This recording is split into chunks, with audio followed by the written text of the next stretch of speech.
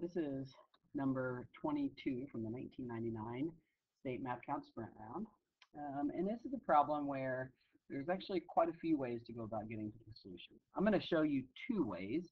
The first way is the best way, and that is to notice two things. First off, since this is a rectangle, this length is the same as that length. And then because D is the midpoint of EC, ED is the same as DC by definition of a midpoint. And then, because of the fact that it is a rectangle, that means this angle is congruent to that angle, and these are right angles. So this triangle here and that triangle there are congruent to each other. And if they're congruent, that means that this has area 4, this has area 4.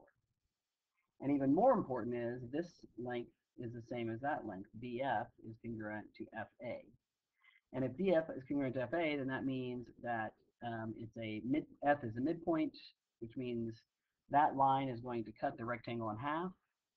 And then by definition, a triangle that is formed by the sides of a rectangle and its diagonal is half the area, which means this is 4.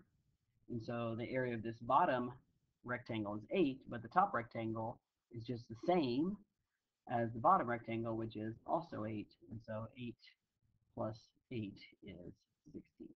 And so the area of this rectangle is 16. Another way you could have done this is by plugging in numbers. If EDF has an area of 4, then you could have done something like said, well, then this is length 4 and this is length 2, because 1/2 times 2 times 4 is equal to 4.